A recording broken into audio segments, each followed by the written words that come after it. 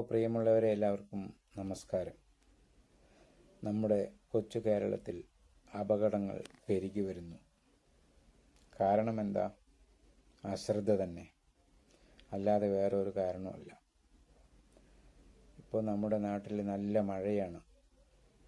നമ്മുടെ കാലവർഷം എന്ന് പറഞ്ഞാൽ ഇന്ത്യയിലെ ഏത് സംസ്ഥാനത്തും ഇങ്ങനെ ഒരു മഴ പെയ്യില്ല. അത്രയ്ക്ക് നമ്മൾക്ക് മഴ കിട്ടുന്നൊരു സ്ഥലമാണ് കേരളം. അതുകൊണ്ട് പല ഗുണങ്ങളും നമുക്കുണ്ട്, അതുപോലെ നമുക്ക് നഷ്ടങ്ങളുമുണ്ട്. നമ്മുടെ നാട്ടിലുള്ള പല കെട്ടിടങ്ങളും, പല സർക്കാരിൻ്റെ ആയിട്ടുള്ള ഗവൺമെൻറ് കെട്ടിടങ്ങളും, അതുപോലെ പാലങ്ങൾ, അതുപോലെ റെയിൽവേ മേൽപ്പാലങ്ങൾ, റോഡുകൾ, ഇതുമായി ബന്ധപ്പെട്ട ഉദ്യോഗസ്ഥന്മാരെ, നിങ്ങൾ ഇതെല്ലാം ഒന്ന് അപകടം പറ്റുന്നതിന് മുമ്പ് ശ്രദ്ധിക്കുകയായിരുന്നെങ്കിൽ നമ്മൾക്ക് ഒരുപാട് നഷ്ടങ്ങൾ ഉണ്ടാവില്ലായിരുന്നു.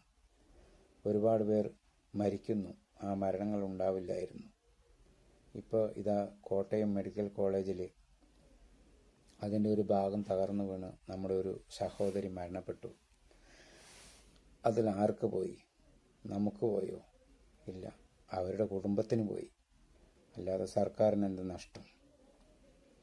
അതുകൊണ്ട് ഞാൻ